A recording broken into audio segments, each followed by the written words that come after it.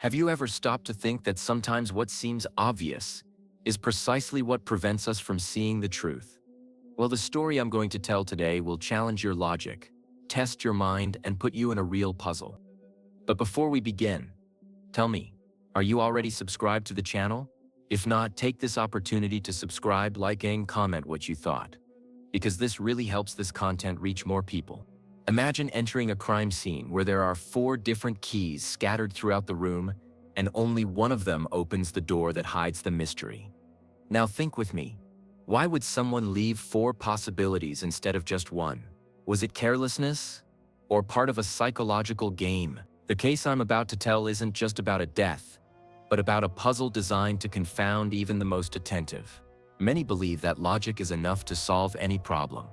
But here it's only the beginning. The killer turned every detail into a trap, every clue into an illusion, every key into a mask. Brace yourself. This story will prove that the truth rarely lies on the surface. The path to it requires patience, reasoning, and, above all, the courage to question what seems obvious. And that's exactly what you'll discover today with me, Jonh Spencer, in this dark investigation full of riddles, twists, and secrets that have been hidden for decades.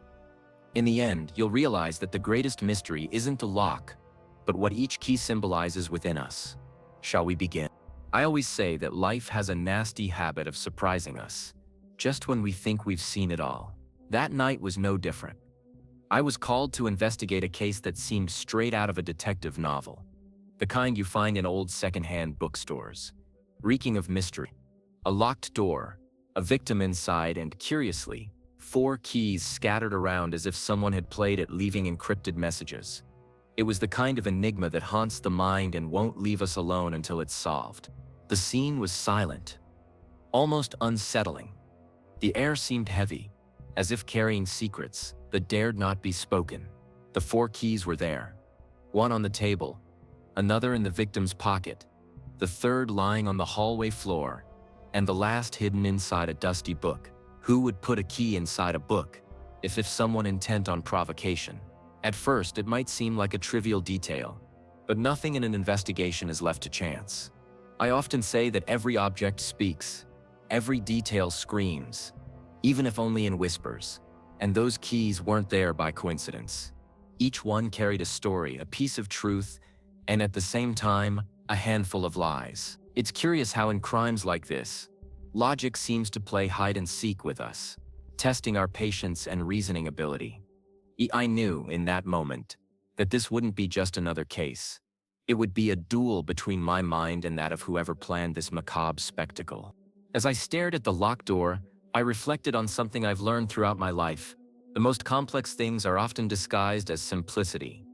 4 keys may seem like mere metal and shape, but they were symbols of intentions, choices, and paths. Opening the right door meant not only finding the truth, but also unraveling why someone had turned murder into a puzzle. And deep down, I already suspected this was just the first move in a much larger game. When I stepped into the lobby of that century-old building, I felt time breathe through the cracks in the walls. I'm Jonh Spencer, and in places like this, criminal investigation begins with the smell, the light, the silence. It wasn't just architecture. It was a brick-built enigma, demanding logic and patience. They say walls have ears, but here it seemed they also knew how to whisper twists and turns. Take note of a practical gesture. Upon entering, map out routes, drafts, and dust spots from top to bottom, because a locked door often speaks without opening its mouth. At first it was a bank, and I pictured safes, cash books, and stamps echoing in my memory of the place.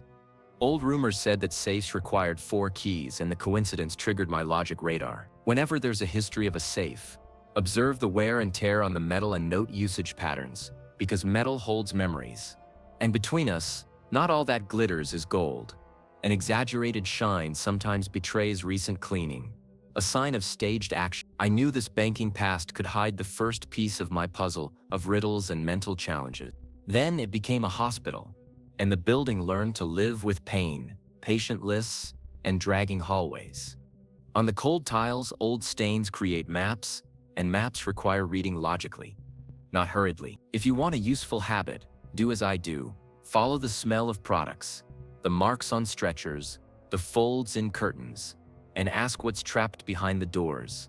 It was in this clinical echo that I thought of today's locked door, as if the past were testing my criminal investigation. Suspense is like that, my friend. It reuses yesterday's scenarios to stage tomorrow's twist. Finally, the library.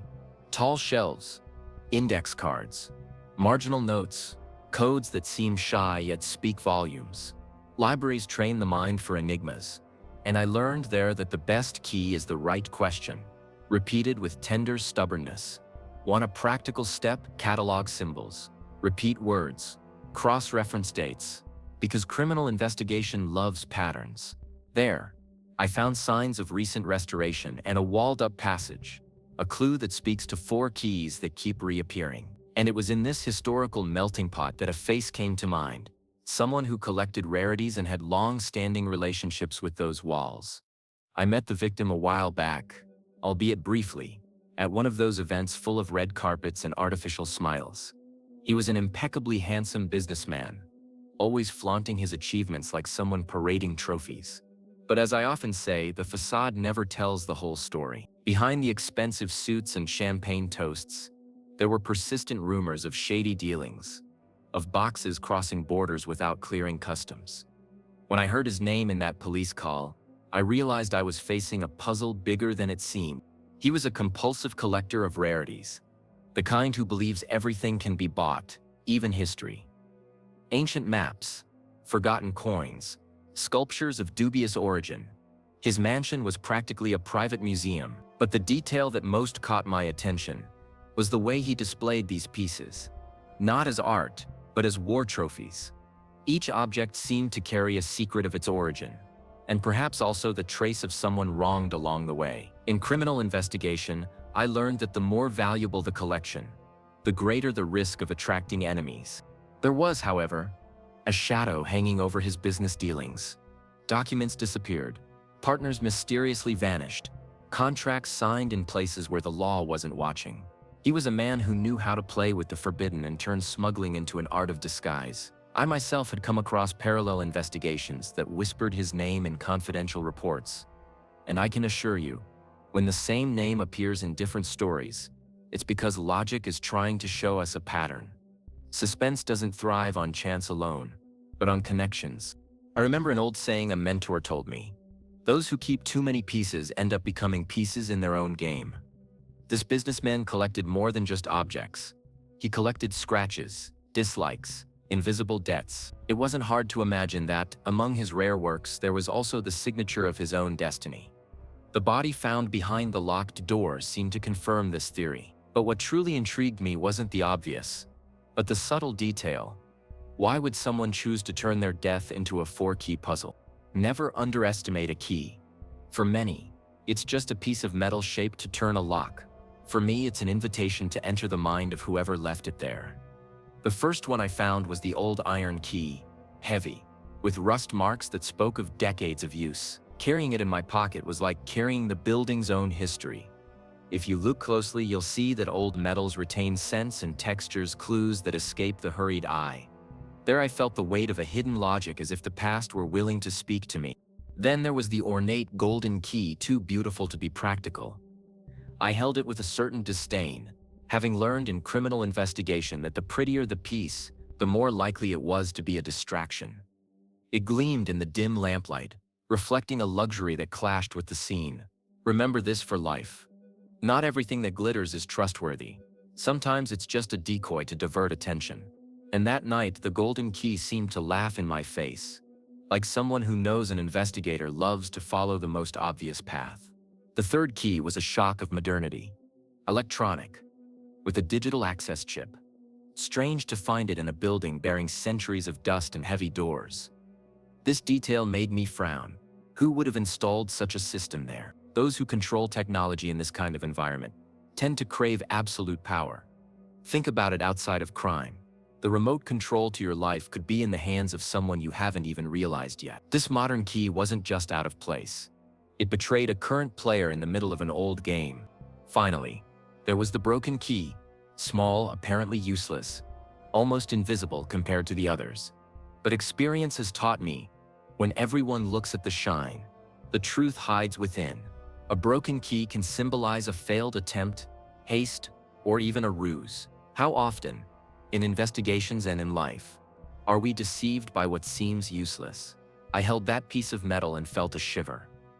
Perhaps there lay the piece that completed the puzzle. Perhaps not. But one thing was certain. These 4 keys weren't just tools. They were messages. Standing before the locked door, I felt as if I were about to face an invisible adversary. 4 keys stared at me, silently, each carrying the promise of an answer. The dilemma was clear. Only one would unlock the path to the full crime scene. But they all seemed legitimate. And it's in these kinds of moments that logic challenges us. Because the human mind tends to seek shortcuts, when in reality, mystery demands patience. I've learned in the field, if life presents you with options, be wary of those that seem too easy. I picked up the iron key and approached the lock. Its weight made sense, given the building's age, but as I tried to turn it, I noticed a slight mismatch, as if the door were rejecting the past. Then I tested the ornate gold one, which slid smoothly but stuck on the final turn. It was like a well-told lie, beautiful, convincing, but shattered when it comes to revealing the truth. It's the same outside of criminal investigation. Not everything that fits initially was meant to open the right path. The electronic key seemed too modern for that old environment, but as an investigator, I can't ignore the improbable. I placed the chip against the reader on the side of the door, and to my surprise, a light flashed red. Total rejection. Someone had inserted this piece into the game just to confuse. And look, how many times in our lives don't we receive red lights, but insist on forcing our way through? The secret, I learned, is to respect the codes, because even doors have their own language. Finally, I held up the broken key. Most would have discarded it immediately, but I stared at it intently.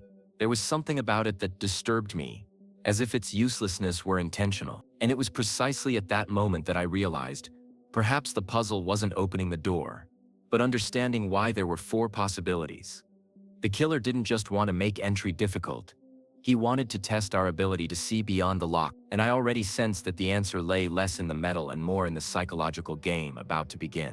I always say that the people closest to us hold the key to both affection and betrayal. In the victim's case, 4 faces emerged almost immediately, each with hidden motives and untold stories. The first was his business partner, a strong-willed woman known for turning deals into gold, or dust, when it suited her. Rumors swirled that financial differences drove them apart, and disagreements like these often ignite fires of resentment. And remember, in crime, as in life, poorly divided money opens more doors than any key. The nephew also appeared on the radar, an innocent-looking young man, but brimming with ambition. Inheriting isn't just about receiving assets. It's also about enduring shadows and family pressures. In his eyes, I noticed the haste of someone unwilling to wait for things to unfold naturally. Excessive ambition is like a stuck key. It seems useful, but ends up breaking along the way. And I confess, I've seen many hasty heirs turn dreams into tragedies because they couldn't live with patience. Then there was the security guard, a robust, discreet man, but with obscure passages in his record. He had unrestricted access to the mansion, knew every detail of its routines, and knew which doors were always open or closed. Curiously, the electronic key seemed to make more sense if connected to someone like him. In investigations, I often notice that those who guard the gate also keep secrets, and his proximity to the victim put him in a privileged position. Logic often dictates those who watch can also manipulate. Finally, the rival collector, an eccentric figure, who competed with the victim for historical rarities. These duels of vanity are often bloodier than outright wars.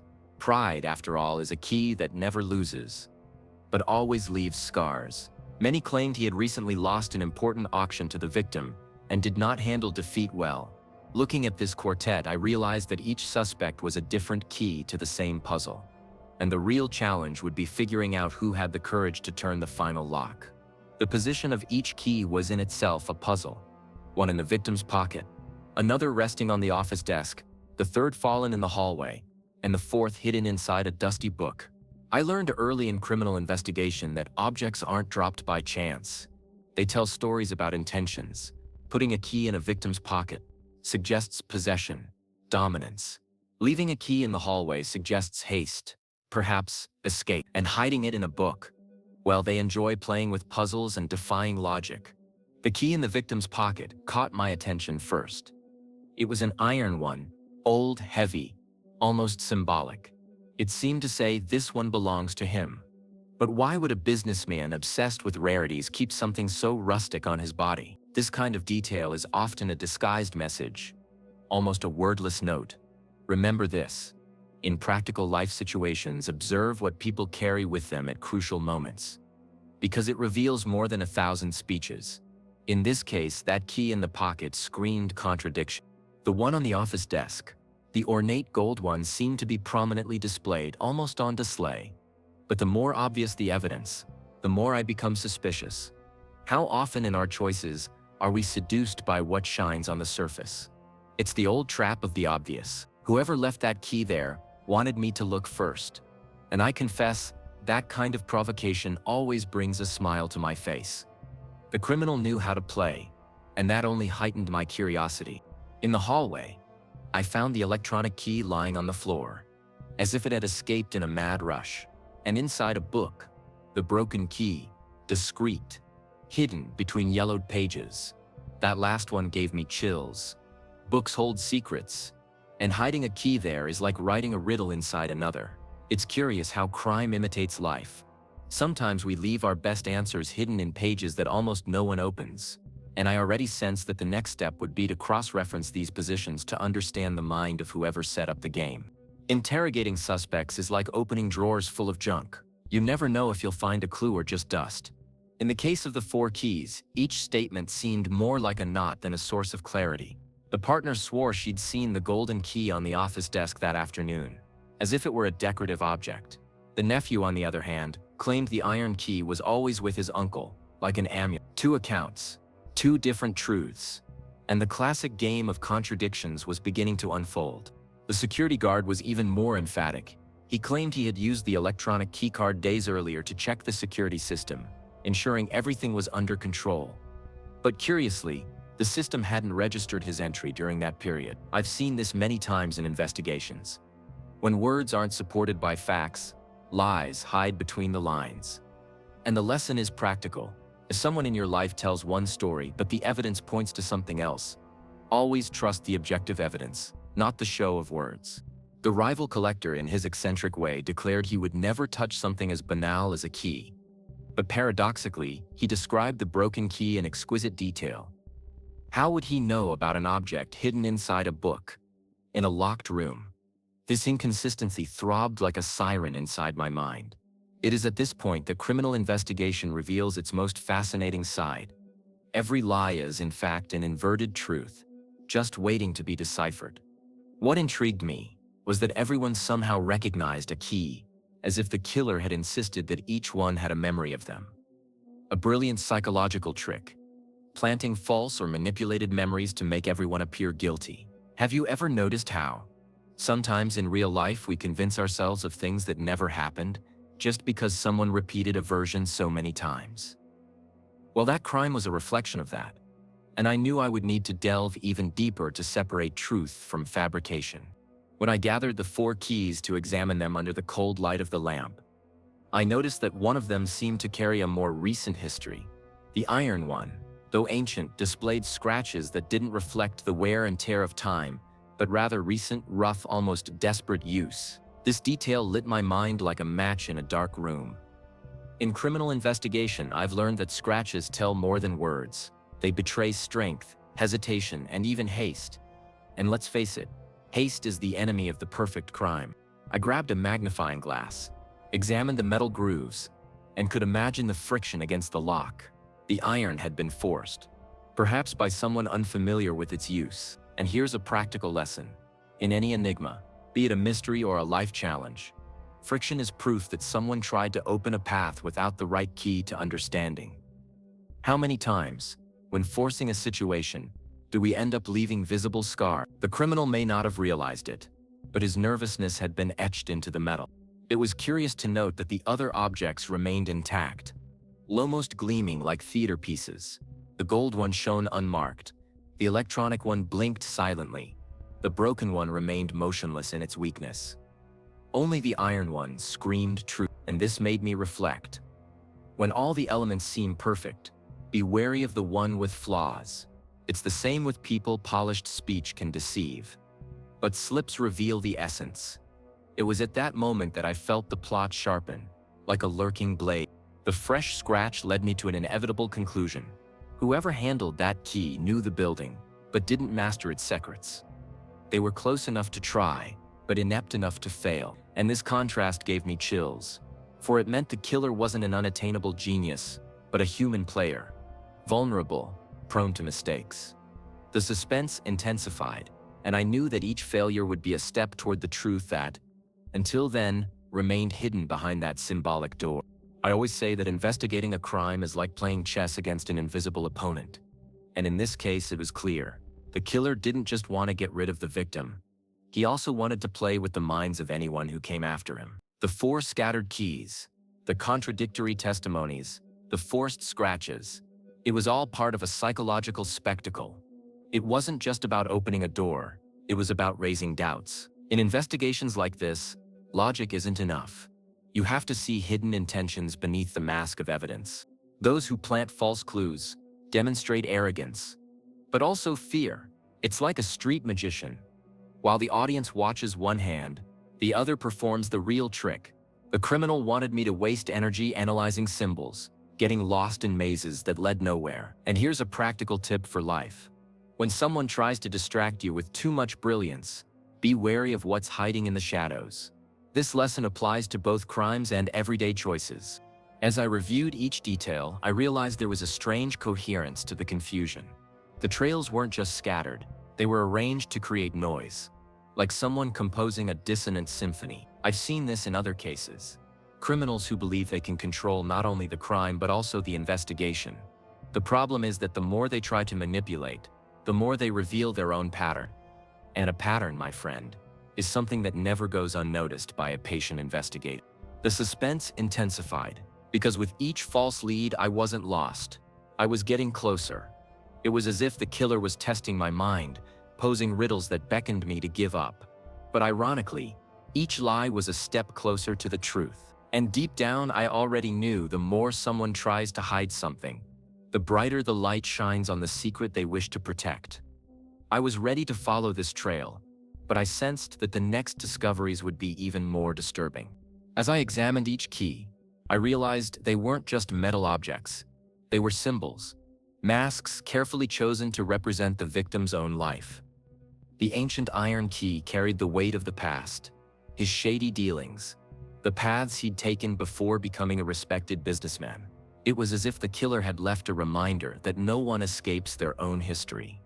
And, between you and me, in investigations and in life, the past always finds a way to knock on the door. The ornate golden key was different, boasting power, luxury, the image the victim liked to project to the world. It represented status, brilliance, but also vanity.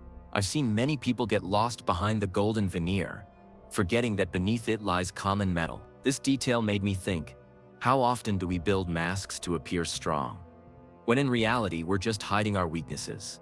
The golden key was a mirror of how he wanted to be seen, but not of who he really was. The modern electronic key stood out from the old environment, but it brought another symbolic layer, the search for technology, for control, for the feeling of always being one step ahead. The victim liked to surround themselves with novelties, with sophisticated systems, perhaps to mask internal insecurities. This key taught me that, no matter how much we rely on modern devices, we are still vulnerable to human failure. Deep down, technology doesn't protect us from what insists on living within us: secrets, fears, and ambitions. And then there was the broken key, perhaps the most intriguing of all. To me, it symbolized falsehood, the cracked mask that can no longer hold the disguise. It was as if to say, no matter how hard one tries, the lie always breaks somewhere. This piece gave me chills because it seemed like a clear message. The victim's life was a collection of disguises, and someone had decided to expose each of them in the form of a key. In that moment, I realized I was investigating not just a crime, but also a theater of masks, ready to reveal even deeper secrets. Behind that locked door lay more than a crime scene. I discovered that the true heart of the mystery lay hidden within the house itself. A secret safe, embedded behind a false bookcase. It wasn't an ordinary safe, the kind you find in bankers' offices. It was sturdy, made of antique iron, bearing signs of restoration, as if it had been passed down through generations. And curiously, there was no numerical code, just a hole ready to accept one of the 4 keys. The message was clear. The game didn't end at the door, it was just beginning. The sensation of staring into that safe was almost visceral. It's strange, but these objects carry a psychological weight that affects even seasoned investigators. A safe holds not just things but truth someone deemed too dangerous to expose. And between us, each of us also carries internal safes. Secrets we hide even from ourselves. The difference is that this one stood before me, waiting for me to choose the right key, knowing that a mistake could destroy crucial evidence. I calmly tested each key. Like someone drawing moves on a chessboard, the iron one didn't fit even a millimeter. It seemed rejected by the fit. The gold one slid in, but jammed before it was finished. The electronic key obviously had no function there. The broken one remained. Incredibly, that seemingly useless piece fit as if it had been custom-made. The safe opened with a sharp click, revealing that often the solution lies in the overlooked detail. Remember this: what seems fragile can be exactly what holds the truth. The moment the vault door opened brought a mixture of anticipation and dread. Aged papers, official documents, suspicious contracts, and even compromising photos lay there, waiting to be shed. It wasn't just a cache of riches, but a reliquary of guilt. I knew that what lay before my eyes would not only explain the death, but also lay bare the victim's double life. And deep down, I sensed that this vault held not only ancient secrets, but also fresh clues about the killer still trying to hide. I took the 4 keys to the lab because at times, intuition needs to be supported by science. It's no use simply feeling the psychological weight of objects. You need to extract evidence from them that will withstand scrutiny. Under the forensic lens, I noticed that 3 of the keys were surprisingly clean, almost as if they had been polished before being left behind. The iron key, the one with recent scratches, held something that couldn't lie: partial fingerprints and metallic residue that betrayed forced tampering. It's curious how cold, calculating science often reveals hidden emotions. The fingerprints showed nervousness, uneven pressure, and marks from someone trying to turn the key with excessive force. Residue of cheap oil, possibly used to lubricate the lock, was still present. This detail made me smile, because criminals often believe that small tricks mask the truth.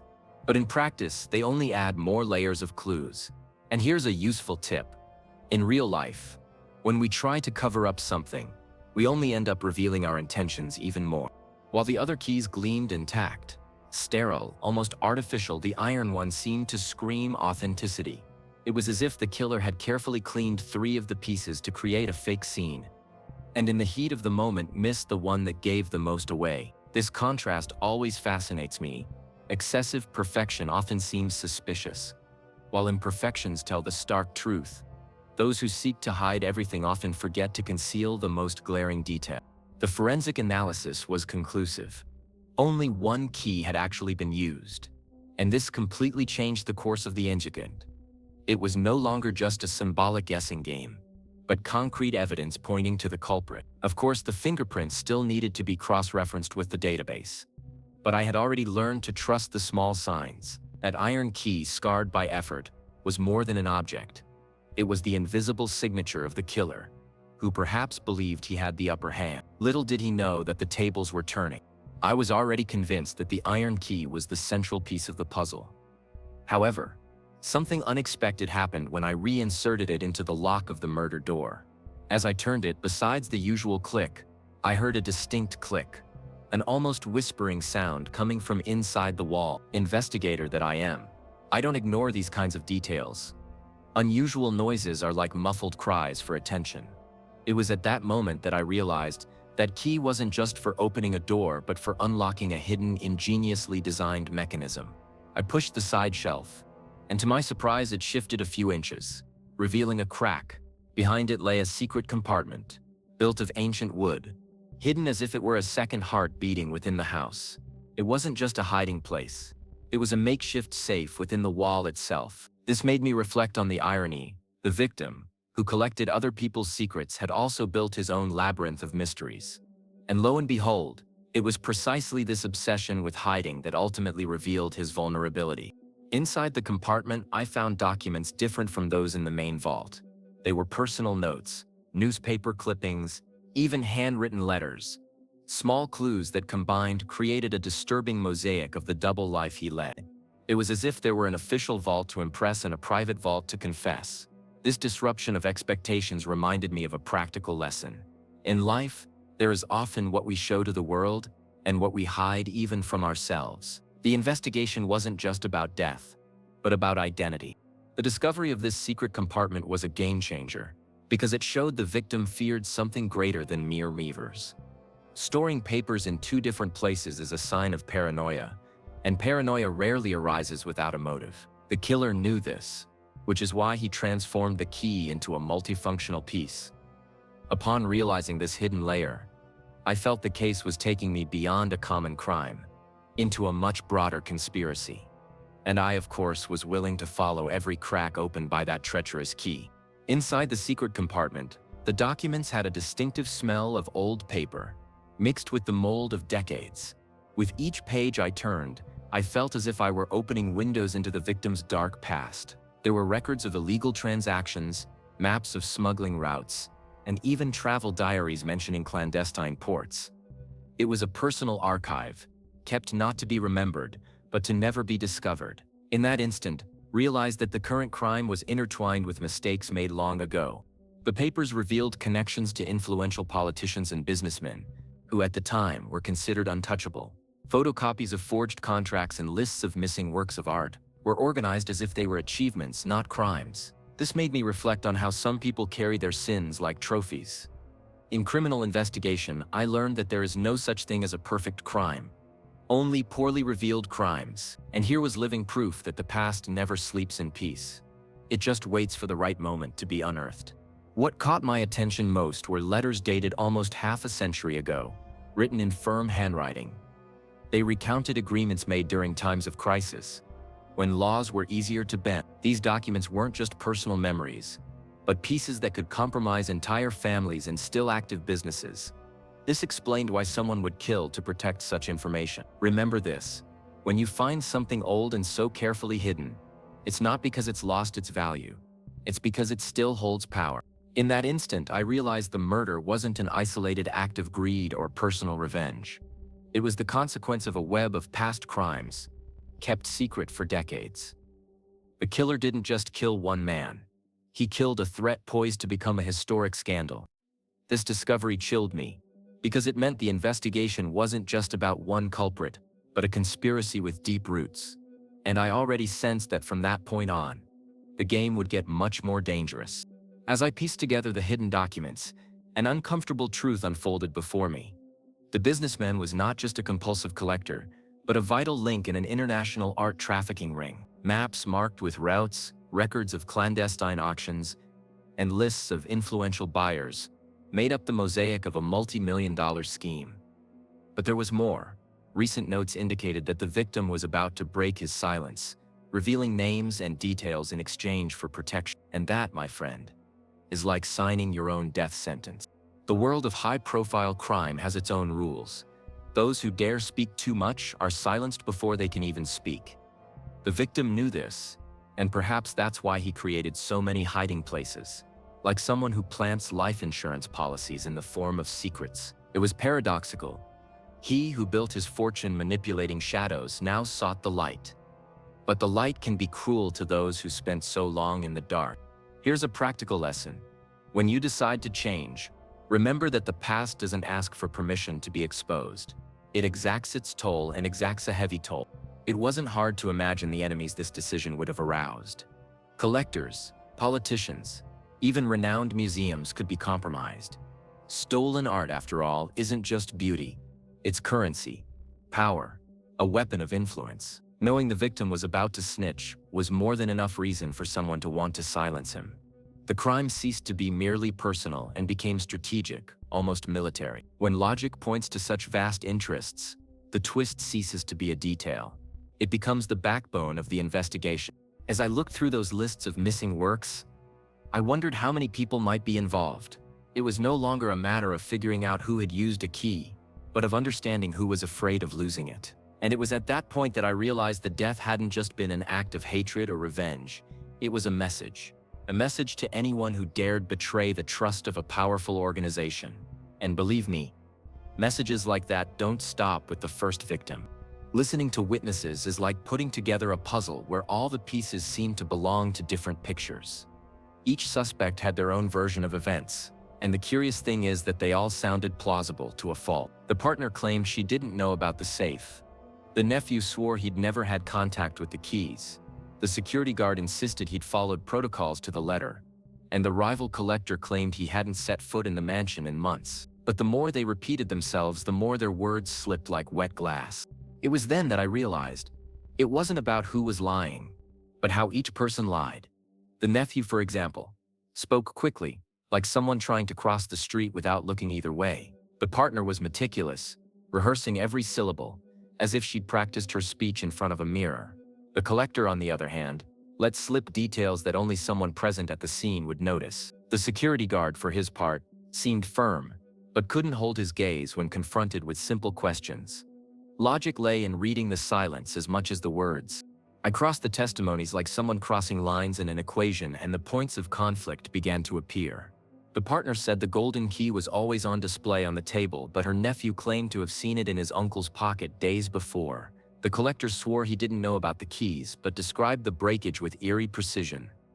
The security guard insisted the electronic system worked, but the entry records contradicted his statement. It was as if each of them had erased part of the painting, leaving me to redraw the entire image. And it was in this mosaic of contradictions that the truth began to emerge.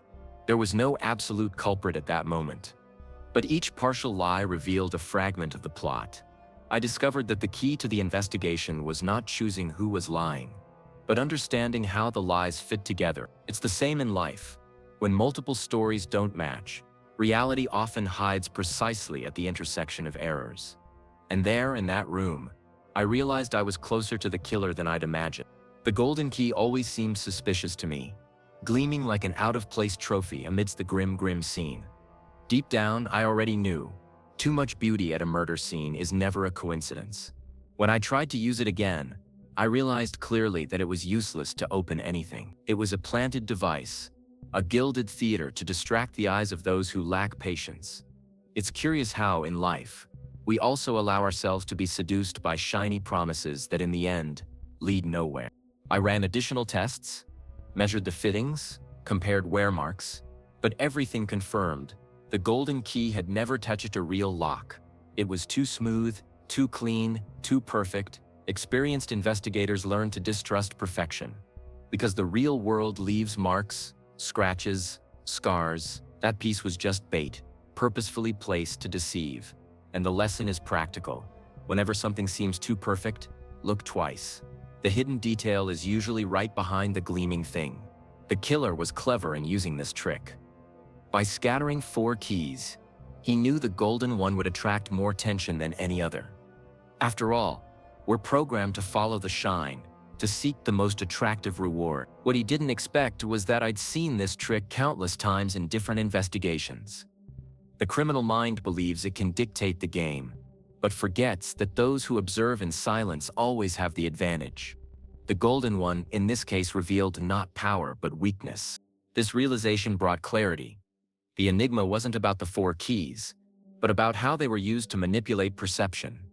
The golden, useless one represented the exposed lie, the planted illusion. Discovering this made me understand that the solution to the case lay not in opening doors, but in unlocking false narratives. And I knew that by eliminating the deception, I was closer to revealing the identity of whoever believed they could stage the perfect crime. I spent days immersed in the testimonies, cross-referencing the lies, analyzing the keys. Everything pointed one of the 4 suspects. Until one detail made me stop. There was an inconsistency none of them could have created alone. The almost surgical cleaning of the 3 fake keys. It was professional work. Someone who understood how to cover their tracks. The penny dropped like a lightning bolt. The killer wasn't among those who talked, but among those who kept quiet. And that, my friend, changes the whole logic game. Who had access to the scene even before I arrived? Who could manipulate evidence without arousing suspicion? The answer seemed to stare me in the mirror. Someone from the very team I was investigating with. A discreet, auxiliary expert who always appeared one step ahead to facilitate my work. I realized that his subtle instructions were guiding me like someone controlling a puppet. The twist was clear. The killer was inside the investigation, shaping the scenario to his liking. This discovery affected me in a different way. It wasn't just a crime case. It was a personal challenge, a duel of minds. Someone had studied not only the victim, but also me. They knew I would seek logic in the details, and they planted those very details to distract me. It's like when in life, someone offers us sweet advice, but laden with manipulative intent. The greatest trap lies not in the declared enemy, but in the ally masquerading as a friend. From that moment on, I realized the entire scene was a stage, and I was unwittingly part of the play. The four suspects were important, yes, but only as a smokescreen. The real killer was the one pulling the strings behind the scenes. And this realization brought not only suspense, but a real chill. I was facing an invisible, intelligent enemy who had gambled heavily by challenging my mind. But, as I always say, the more complex the staging, the more fragile the thread that holds it together. At the end of the investigation, when the iron key finally turned and everything fell into place, I realized I hadn't just unlocked a physical door. I had opened the vault of illusions, the buried secrets, and the masks carefully painted by the victim. The cold metal led me not only to the crime scene, but also to the past he tried to hide. And the greater irony, that key silently carried the truth everyone tried to deny. His life was made of doors that should never have been opened. The killer, by planting false clues, believed he could trap me in the labyrinth of the obvious. He wanted to deceive me with golden glitter, with useless technology, with broken fragments. But in truth, every detail was an invitation to use logic against him. It was like a game of chess in which the opponent tries to control my moves, unaware that I was paying attention to the diagonals. And in the end, the logic he believed he was manipulating became the evidence that betrayed him. The most fascinating thing is realizing how the right key didn't just open the iron lock, but also revealed deep truths about everyone involved. I discovered that the crime was less about death and more about identity, about the price one pays for living in masks. The victim tried to collect secrets like someone collecting rare works, but forgot that secrets have a life of their own. And when added together, they always demand payment. The killer was merely the final debt collector for this long-standing debt. The moment I revealed the truth, I felt the room heave as if the walls themselves breathed a sigh of relief. The case was solved, but something remained in suspense. The certainty that other enigmas, other keys, and other games still awaited me along the way. After all, with each crime we investigate, we don't just unlock an external door, but also open cracks within ourselves.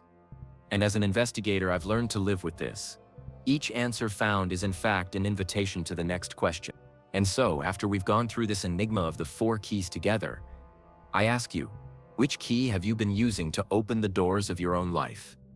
Are you insisting on the golden one, the one that shines but leads nowhere? Or the electronic one, modern but that distances you from your essence? Maybe even the broken one, which symbolizes what you already know doesn't work. The big question is, are you willing to look for the key that truly opens the right path? The case showed me that it's not the obvious clues that define the truth, but rather the courage to look at what no one wants to see. And here's the provocation. How many times have you been fooled by appearances, by easy promises, by well-planted illusions? The killer used logic against everyone, but he forgot that logic can also be used to reveal what's hidden. And this applies to any area of your life.